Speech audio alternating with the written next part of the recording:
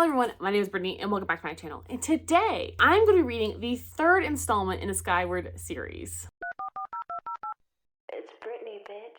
I'm just going to apologize if you hear any weird things in the background because my brother is watching Euphoria at the moment and it's very loud. So if you hear any weird buzzing noises, that is the music in Euphoria, the TV show. So I finally got Cytonic for my library, and Cytonic is the third installment in the Skyward series. This book we've been waiting for quite some time. It came out in November of 2021 and I finally got it in January 2022. This was very anticipated for me. I'm the first one to ever read this exact copy. I went to a different library that actually puts their things in the back like they all should, and this library is really small, but this is the first copy that they got in. I was the first one on the list, and so I'm the first one to ever read this. You have no idea how stoked I am, and also I'm so stoked that they don't put anything on the cover because it drives me insane. So I will have some spoilers for this book, but I'll put spoilers up on the screen. So obviously I've not gotten into this book as of yet because there are a few things we need to talk about before I even get into this book, which I probably will in a few days. So number one, as you can see, this other library that I typically use that is a lot larger puts their freaking things on the cover, and it drives me insane because it ruins all of my shots. Secondly, I just reread Skyward and Starsight. I wanted to make sure that I had reread everything so I didn't forget any little things, and I was ready for the third one because also this is my favorite series. Maybe not of all time, I'm not sure yet. We'll see how time treats this, but so far I've loved it. Again, both books, rereading, both 5 stars. So Cytonic has pretty high expectations at the moment. But the most important thing is between Skyward and Starsight, there is a book about Elysium, which is basically like the prequel to Skyward, which I didn't know about. So I need to read that eventually, but I don't have that at the moment. But after Starsight, there are 2 novellas that you need to read before you read Cytonic, which I did not know about until Cytonic came out. And a lot of us big fans are very upset about the fact that they did not notify us of these fucking novellas that we need to read. But I did end up getting both of them from the library in audiobook and ebook format right before this video. So in between Starsight and Cytonic are 2 different books. The first one I think is called Sunreach. This is novella 1 and it follows FM. That's all I really know about it. I don't want to know anything else because I don't want to spoil it. Basically, if you do not read these 2 novellas, you'll be spoiled for them in Cytonic. So I'm going to read both of these before I get to Cytonic. So we have Sunreach, which is the first novella, and then we have ReDawn, which is novella 2. The second one is following Alanik, who comes up in Starsight. So again, if you've not read Skyward and or Starsight, I don't know if I'd necessarily recommend this video because there's probably a lot of things you don't know yet. But what I will encourage you to do, pause this video,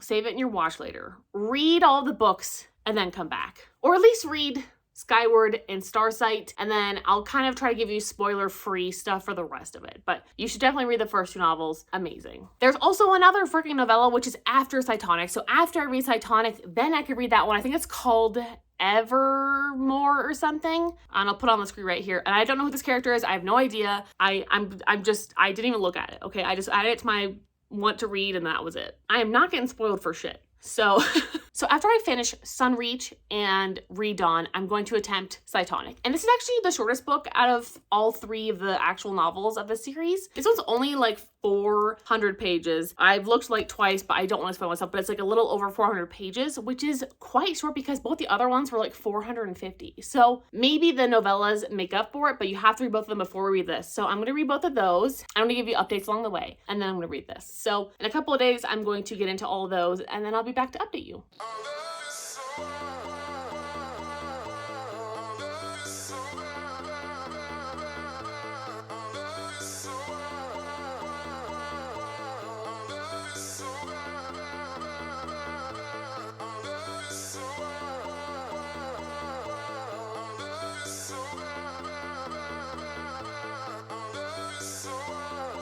So it's been a few days since I last talked to you, and I ended up finishing Sunreach. So Sunreach, I will spoil Starsight for you, obviously, because Sunreach takes place after Starsight. So from this point on, there are going to be spoilers up here for Starsight specifically, because I think what I'm going to tell you about Sunreach is not specifically a spoiler in terms to the actual novella, because there's not really a whole lot to spoil, but it will spoil obviously the second book in the series, so don't watch this any further. So in Sunreach, we are seeing from FM's perspective once obviously Spencer leaves Detritus, and FM and Jorgen and the rest of the crew are kind of like left trying to figure out what to do with the knowledge of the hyperdrives. So obviously the hyperdrives were discovered at the end of the second book, and they're trying to figure out what to do with the hyperdrives, how to get them to work, and how to use them to like get off the planet, because obviously the Superiority is still planning on attacking. So that's basically the entirety of this novella. I don't really want to spoil it. The only thing I will spoil is that obviously there's a little bit of a romance between FM and another character. And I really kind of just wasn't into, it's not like I wasn't into the romance, I wasn't into like the writing of the romance. A lot of people said that these novellas are really YA, and I would agree. Like for some reason, like the other books in the series don't feel YA, but like this really felt YA. And I don't know why this one specifically did, but maybe it was just like the romance that we saw coming a mile away. I don't know. It just felt very young adult. But overall, I really enjoyed it. I feel like I'm gonna give it like 4 stars. I haven't really decided yet for the novellas because it's not like a full story either. So it's only like a piece of this world, but I love the world. I feel like it's probably a good 4-star, but it definitely was not like my usual 5-star enjoyment of the series. And I also ended up finishing ReDawn. I finished it this morning. I didn't mean to finish it before I last talked to you. I was going to finish Sunreach and then talk to you, but it's been about 2 days since that happened, and work was just too crazy for me to do it. It's finally the weekend, so I'm finally able to take a breath and say something, but my work has just been like so incredibly insane. And honestly, I don't imagine it's slowing down anytime soon, but I'm just having a really hard time keeping up with my work and then keeping up with my reading and my filming, etc. From this point on, again, there's gonna be spoilers for the second book, so I'm gonna put a spoiler thing up here. Bam. So ReDawn takes place from Alanique's perspective. She's the alien who crash landed on detritus from ReDawn, which is her planet. And at the beginning of the book, we are on ReDawn. Like she had returned from detritus. I don't really know what happened, but she ended up returning, and then she goes back to get help from the humans because of Superiority or attacking her planet. And that's basically the whole plot of ReDawn. There was so much freaking action in this book, and I still don't even know I'm gonna rate it, to be honest. So probably check out my ratings because I really don't know. Or maybe I'll give you my ratings at the end of this video because I'm kind of lost in how I feel about it. I feel like this one definitely felt a little less YA, but like there was almost so much action, not enough like world building. I don't really know how to describe it. I feel like they were just constantly fighting, and like I just didn't have like a minute to breathe. I feel like there was just like constantly action going on in this novel, and I needed a fucking breather. It's almost like if they combined the first novella and this one, it would have been like a really good book, because the first novella was kind of a slower pace and figuring stuff out and like enjoying the world, and this one was just like straight action. There were also a couple like good, world building surprises. I really liked hearing a little bit more about ReDawn and the Urdales, how their species lives. Really fascinating, but I kind of wanted to just like know more. I feel like I didn't get enough of that, and I got a lot of fighting and a lot of teleporting and stuff, obviously with the hyperdrives. So I don't really know how I feel about this novella yet, but I'm glad I read both of them because now I can finally read this bad boy, and I'm really excited to get into this, and I wanted to read those 2 novellas just in case. I don't want to be spoiled for anything because I know a lot of people have said, but I'll let you know. Once I read this, I will let you know if you actually need to read those 2 novellas before you pick this up, because maybe you do, maybe you don't. Maybe they really were just like some good fillers in between to fill in some spaces that they'll probably talk about. But overall, I don't feel like what happened in the novellas was enough to like, you have to read them. But also it was nice to get some backstory for things I'm sure that we mentioned in here. So I'm gonna pick up this bad boy and I'll let you know how it goes, hopefully around 50% of the way in. It's been a few days, but actually I wanted to first talk to you about the prequel novella that was published in 2008. This novella is called Defending Elysium, and I actually found it on the internet. It is on Brandon Sanderson's website, and you can read the whole thing for free. I read it last night. I really actually enjoyed it. I'm not sure I'm gonna rate it yet, but basically it is a prequel to what's happening in the Skyward Flight series, right? It takes place I think it's like 300 years before what's happening in this current series, and we get to see more about the alien species and how things came to light. And we're basically following like a spy for a phone company, because the phone company Northern Bell in this story, they're the first ones who ever made contact with the alien species, so they are the only ones who can make contact with the alien species per like their agreement. So now they have like people who work for them that go and investigate like alien murders, and an alien was murdered. And then it starts like this whole thing, and it's a novella, and just go read it. It's basically like a novelette. Like honestly, it's like 43 pages or something if you actually get the book form. Just go read it on Sanderson's website. I'll link to it down below. Just go do it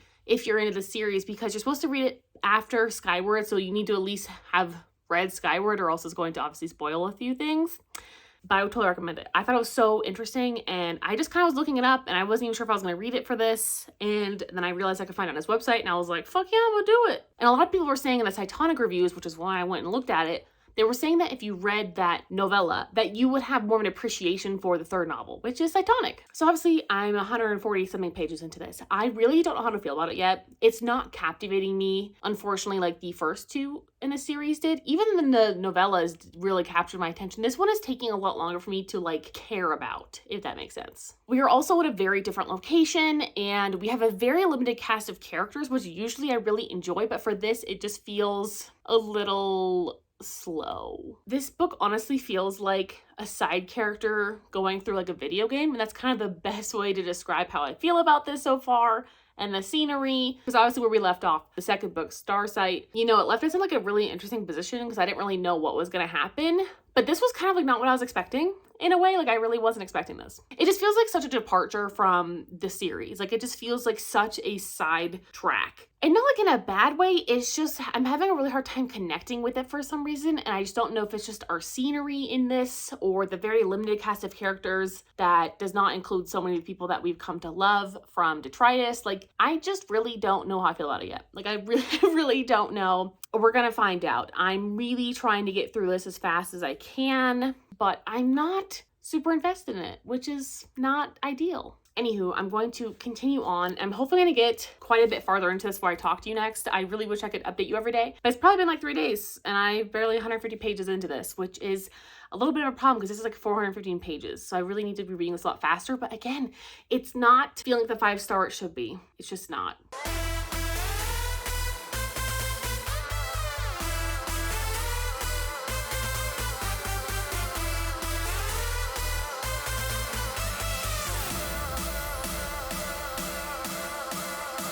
Hello, I have finished Cytonic, and my hands are freezing because we actually have an emergency freeze warning right now, and it is very chilly, and I'm only in a sweater because I'm dumb.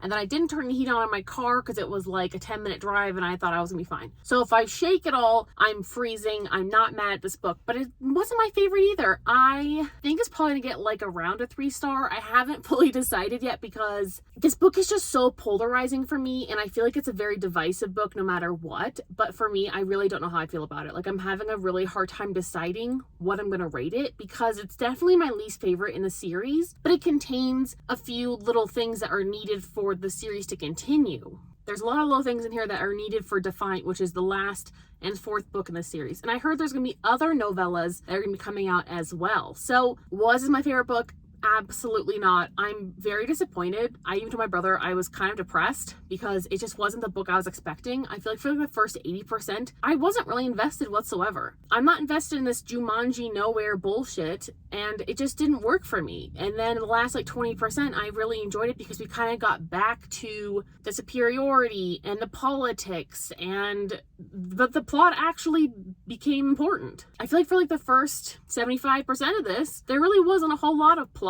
There was a lot of character building, which I guess is fine, and it's such a shame because I actually love Spencer and Embot, but for some reason, I didn't connect with this character building book. I guess there is plot, but it's not the same as like the other 2 books in the series, and even for the novellas, I feel like this had less plot in some ways. I honestly believe they should have combined the first 2 novellas and this and made a book. It would have been amazing. But for this to stand on its own wasn't enough. This itself to me should have been a novella. Like if this was a novella, this would have been really good. But it was just way too long for what was actually in here. I think this was hardest because I was so looking forward to this. Like I was so fucking excited, and I feel like the 4th one's gonna be amazing. But for this one, like it was just such an interesting concept, but it was too drawn out. Like I do not want an entire book in the nowhere. We do not get to go back to our normal setting until the very, very end in the epilogue, and that just pissed me the fuck off. Like I just wasn't invested. That's all I can really say at the moment. I hopefully will have a better review for you, and I would definitely recommend watching some other people's spoiler and spoiler-free reviews. I will link some of them down below. I was watching like a podcast version. I mean, there's definitely a lot of good opinions about this book, and there's a lot of things going for it, but for me, it just didn't work. And a lot of people pointed out that if you really like the Detritus setting and the characters from the first book, you might not like this one as much because in Starsight, we didn't really get to see much of them either, and I was hoping we'd have a little bit more of a return to them in this book, but we did get them in the novellas. So at least in the novellas, you got that. So I would definitely recommend reading the novellas and then reading this. But if you just like Spencer and Embot, you might just really enjoy this. But it's hard because I really do enjoy both of them as characters, and I didn't really like them that much in this. Like, I really just don't know what to say at this point. I really don't know how I feel about it, but it wasn't my favorite, that's for sure, but it also wasn't terrible. I just felt like it was such a slog to get through, and it was so easy to put down and so difficult to pick up for me. Last night, I was like 40 pages away from finishing this, and I went to bed no problem. So, I don't know. I really don't know. I think this is one of those books that's just like really going to sit with me differently, and maybe in a month I'll feel differently about it. But at this point, I'm definitely like a little upset because I just feel like this was way too long. Like, this should have been a novella. I'm upset this was the third book I waited like 2 years for. I just feel like this wasn't the book I was expecting. And I wouldn't have minded if we were in the nowhere for like even 50% of the book and then they returned home. It was just really frustrating that didn't happen. Ultimately, this book was definitely a side quest novel. It was kind of like a hero's journey novel, and those just really aren't my thing in general, but especially after such action-packed, plot-driven, and character-based novels, this that didn't really have a whole lot of plot for such a long time of it just felt very frustrating for me as a reader, because it's also not what I was expecting, and I just feel like this was too long for what was actually in it, because we get a lot of good information, but we only get that information at the very end. And this is one of those books that would definitely benefit from a reread, because you can't truly appreciate the book until you finish it, because a lot of things that happen in the book make sense at the end, which is another kind of frustrating point. And there's a lot of characters that don't make sense, and they do make sense at the end, and there's also just a lot of cast of characters that aren't important in this again, and I know we're probably never gonna see them again. So anyway, I'm gonna stop rambling. I'm gonna go return this to the library because I still don't know how to feel about it. I feel like I'm not gonna give you anything else at this point because I'm still so conflicted. I'm still probably gonna watch other people's opinions on it, and then I'll write a hopefully very nice comprehensive review for you. Anyway, thank you so much for being on this journey with me. I'll definitely pick up Evershore as soon as it's available to me, and then I'll give you guys a review on that. But in the meantime, I'm going to try not to freeze, and I will talk to you guys later. Bye!